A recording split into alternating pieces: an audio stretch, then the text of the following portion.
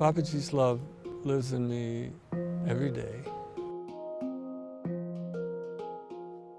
I just felt this connection, felt alive, felt a joy, felt an aliveness. Being in Bapuji's presence was overwhelming. We would say we were blown away. Inspired. He's very much like a grandfather. I'm only a surfer kid from South Jersey, but here I am sitting in front of this great master. Swami Kripalu was born in India just over 100 years ago and really struggled at one point and was faced with a decision of suicide. Was interrupted in that by meeting who was to become his guru. Bapuji lived in India and he came to the United States to be with all of us at Kripalu Ashram and made a huge impact on our lives. And he feels as alive today in some ways as he did when we were there, for the people who both have met him and some of the people who have never met him. This entire experience has become more profound over time. He was near the river Narmada, and it was monsoon season. And so you can imagine the raging waters that were in that river. And he just wandered in to the river and got swept up by the current. And then, realized, uh-oh, what have I done? And then he's madly trying to swim to get his way back to shore, and he can't because the current is so intense. And he starts calling out to Dadaji, save me. And he hears Dadaji say to him, stop swimming, Swami. And Bapuji was like, he kept swimming, kept swimming. And Dadaji says to him again, he hears him saying, stop swimming, Swami. And the second time, I believe, he got it. And so he stopped swimming. And he was just carried up on the top of the current and carried downriver. And then meanwhile, there were some disciples or whatever, they're running along the banks of the river, just thinking that he's drowned. And then he gets popped out downriver onto the bank. And, about 5 years ago, I was going in for total knee replacements. And I was terrified, because I love being physically active, and they were going to cut my legs off. And they told me I had a 5% chance that it was going to go badly. And I'm like, do I want to live if I can't walk, if I can't bike, if I can't do all these different things? And so one of the ways I got through that was mantra. And I would say to myself, and Alice would say to me, stop swimming, Shanti. Just accept, let yourself feel taken care of. Stop swimming, Shanti. What the years with Bapuji were like between May 1977 and I believe it was September 1981 was a very unique time in my life. The first summer, 3 months of the summer in 1977, Bapuji, who had only spoken publicly several times a year and practiced silence a lot, spoke to us every day for hours. So we would gather, a few hundred of us, and he would give darshan, or we'd be in his audience. And in that, he would chant and also tell stories. And those stories were teaching stories. And in that, Bapuji was a storyteller. Before he actually became a yogi, when he was younger, he was a playwright. He was a writer. So he didn't lose that as a yogi. He said that, as we all know, Buddha was a prince, and he grew up in a palace. And yet something drew him to renounce the palace. And Bapuji put it this way: no matter how hard we try to stem the tide of destiny, we can't do it. The ultimate destiny of a person comes through. That was a moment in time. Throughout that whole summer, just to be enveloped by Bapuji's energy was a joy.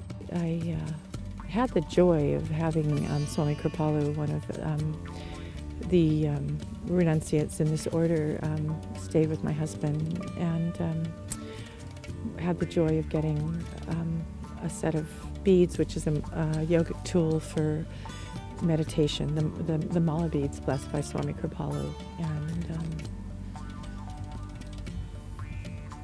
just felt, I think, grace. Grace is what I think Swami Kripalu embodied. A deep, deep grace. Grace to not be holier than thou, but rather to see, that the whole world really is one family, and that whether we're, Catholic or atheists or, dirt farmers, the soul and the divine nature is as active and real in all of us in the different parts of our paths. The experience of love that emanated from him was something just totally unique to me, and I had never had that experience before. What I would want to speak to about him is the essence, what it was that I felt in his company. He had this very passive way of communicating, not just through his words, but through his body language, his gestures, through his eyes. There was an intrinsic communication that was happening ongoingly. In light of if he was speaking or not, it was just something that was just permeating from him, this sense of compassion, understanding, and wisdom. And this is pretty much what I was interpreting and reading and experiencing from him. His wisdom and his teachings, yes, perfect, beautiful. Yet there was this energetic exchange that was happening that, I feel, again, using the word privilege, to have been in that field. It was rare, very rare, until this day, I scratched my head thinking, wow, how can I explain this or share this with anybody? It was just a short window of time that he was with us, but it seemed like an eternity during that 4 years that I was with him. We were with him when he had his 60th birthday celebration. He was out on the street in this small village, and we were celebrating his birthday, or they were, when he was 60 years old. And after being with the people, in the village, he decided to walk up to a room behind where he was. It was a large meeting hall. I guess there were about 200 people there. So I came up a little bit late, and he was seated in front of me, and I was seated in the back, way in the back. And he turns to his right to write on his chalkboard. But he looks over in my direction. And I'm saying to myself, I hope he's not looking at me. I was praying he wasn't looking at me, because a month earlier I had the Shaktipat initiation, and I did not want to be flip-flopping all over the room again in front of all these people. So I'm thinking, okay, he's not really looking at me, but he's looking my way. He must be looking at somebody in front of me. All of a sudden, he points directly at me. And everybody looks at me. And I'm saying, okay, what does, and he goes he takes his finger and he points from one side, looking at me, to the other side of the room. And I'm sitting there not knowing what's going on. Like, what does he want? And again, he points at me, and then he points to the other side of the room. And everybody's again staring at me. I don't know what to do.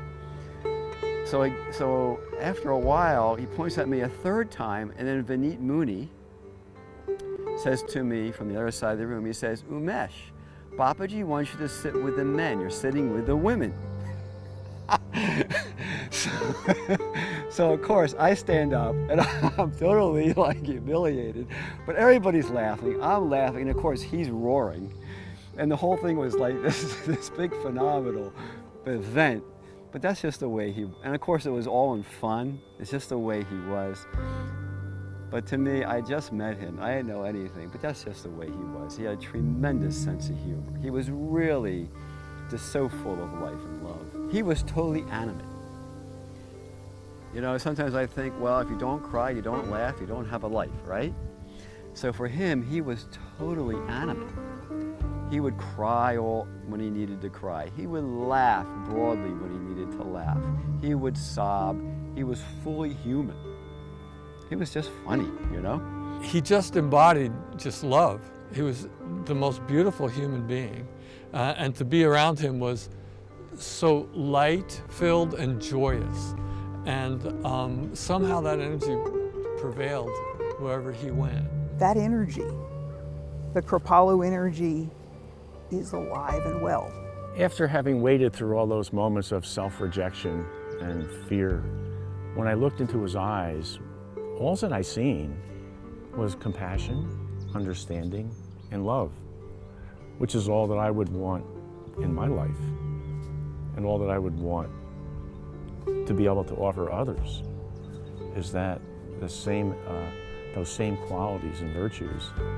There was nothing there. It was just, it wasn't space. It was just all that I would ever have imagined. God, or the Lord, however we determine or interpret a higher power to be, that was the essence of it in that moment for me. It was a profound experience to be around him and to see the transformation of all my brothers and sisters, my ashram family around me, and my own transformation. Bapuji is alive inside of me. I still feel him here. Within this building, it's called Kripalu Center, that he also, in a way, in his own way, blesses the guests that come and just helps to create like an energetic field of love. It's unconditional love that I got from Swami Kripalu, absolutely. When Bapuji talked about love, it was not only to have that experience of love, it was to take that and bring it into our daily lives. To experience that higher love, that pure essence of who we all are. We all are that essence, but how to get there. And he said it was to practice love in our lives. It was to practice love with our families first, and then with others, and love to God.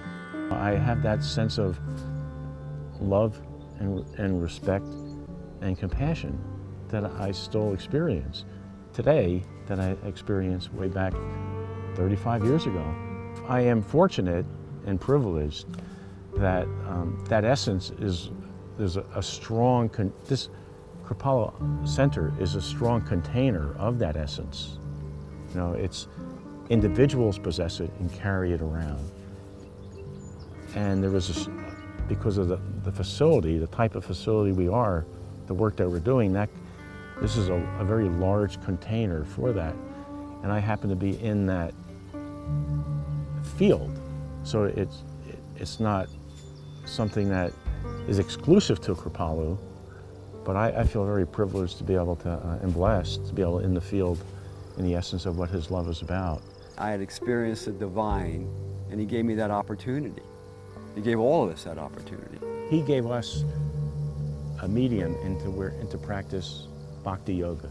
His being and his heart, whether he's already embodied again or not, he's definitely holding space for all of us to continue on the path. People over the years have been attracted to Kripalu Center, and that people that never saw Bapuji, years after he was here, feel this strong connection to him. That energy, the Kripalu energy, is alive and well. I felt him. I felt his spirit. Bapuji's presence at Kripalu, I think, is one of the things that really sets Kripalu apart. The transformation that happened in that room over the course of that week was phenomenal. The community, Kripalu, was created for that spiritual evolution to occur. When I first came here to Kripalu, I was guided to the meditation room where Bapuji's things are. And through meditation, I felt my connection to him. I know the kind of transformation that used to happen when it was an ashram, and it happened right in that room. I got a sense of purpose for my life that I never had. And I can't describe it, like it's not a purpose to do anything in particular, But it's a sense that I'm worthwhile, and everyone is worthwhile, and we're beautiful beings, and when I can see that beauty in all people around me, you know. But it was so easy to see it in him, so that made it easy for me to sort of transfer it to others, and my concept of love, what love was about, really changed. Bapuji's teachings, while inspiring spiritual growth and development and longing, are also meant to create a foundation for daily living. There were concrete tools that were given to learn how to come back to the place of love. It didn't mean that we were perfect, or that I'm perfect, or by any means that I don't struggle from a day-to-day level on how to love and how to ride the waves of, even, like, for example, adolescence. How do you ride that wave when a child is separating from you and they're angry, and how do you be there and be unconditional love? And what I learned through Swami Kripalu is how to come back to the place of love. Bapuji wasn't really interested in being a guru as much as he was interested in spreading his message of love. Where that love and fulfillment came from